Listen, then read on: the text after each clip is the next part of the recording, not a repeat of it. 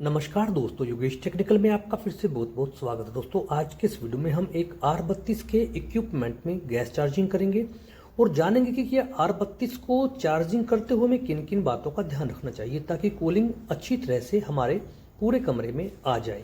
दोस्तों अक्सर आजकल शिकायत आ रही है कि हमें R32 से वो रिजल्ट नहीं मिला जो हमें मिलना चाहिए था। तो सबसे पहले दोस्तों हमने इसे रिपेयर कर दिया है जहाँ से प्रॉब्लम हमारे इस आउटडोर में उत्पन्न हो गई थी। उसके बाद सबसे पहला काम अब करना है लीक डिटेक्ट करना है। दोस्तों कोई भी लीकेज हमारे उपकरण में नहीं होनी चाहिए और उसके लिए आपको यूज़ करना है ड्राई नाइट्रोजन, जो अभी आप देख रहे हैं। अगर आप किसी कंप्रेसर से प्रेशर भरकर ऐसा काम करेंगे तो समझ लीजिए कि आपने उसे और ही नाजुक स्थिति में लाकर खड़ा कर दिया। इसलिए अगर आपके पास ड्राई नाइट्रोजन नहीं है तो आप किसी अन्य कंप्रेसर के द्वारा वायुमंडलीय हवा को भरकर लीकेज चेक ना करें।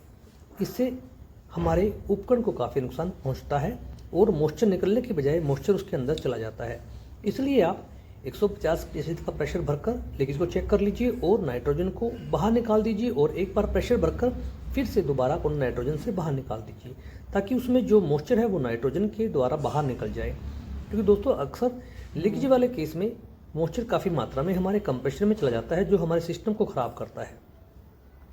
अब हमें दूसरा काम जो करना है, कभी भी R32 पर कार्य करते हुए सेल्फ वैक्यूम करवा के गैस को नहीं भरना है, चाहे उपकरण नया हो चाहे पुराना हो। इसके लिए आपको डबल स्टेज का एक अच्छा वैक्यूम पंप के द्वारा ही वैक्यूम करवाकर आपको गैस को चार्जिंग करना है।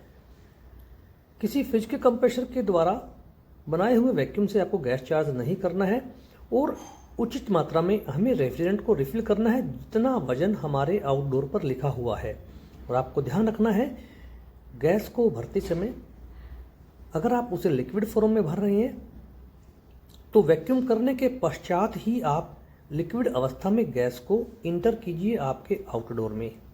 जितना आउटडोर स्वेच्छा से रेफ्रिजरेंट को ले लेगा उतना जाने दीजिए। उसके बाद फिर आप 5 मिनट रुक कर कंप्रेसर को यानी एयर कंडीशनर को चलाइएगा और फिर एम्पेयर मीटर को लगाकर उसके एम्पेयर को भी ध्यान से देखते रहिएगा।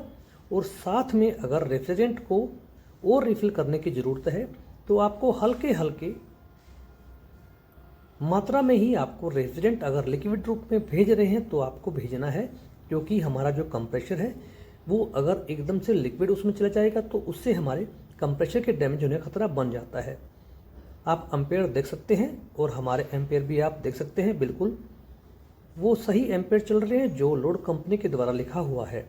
साथ साथ आप दोनों पाइपों का तापमान चेक करते रहिएगा और बैक प्रेशर को भी ध्यान से आपको लेके जाना है बाहर के वातावरण के अनुसार। अगर आप तोलकर गैस भर रहे हैं फिर तो आपको बैक प्रेशर देखने की ज़रूरत नहीं है। उतनी मात्रा में गैस को रिफिल कर दीजिए आउटडोर में एयर कंडीशनर में और उसके बाद आपका जो भी बैक प्रेशर आएगा वो बाहर के वातावरण के अनुसार अपने आप ही आएगा। वीडियो अच्छा लगा हो तो लाइक और शेयर कर दीजिए। चैनल को सब्सक्राइब करना मत भूलिएगा।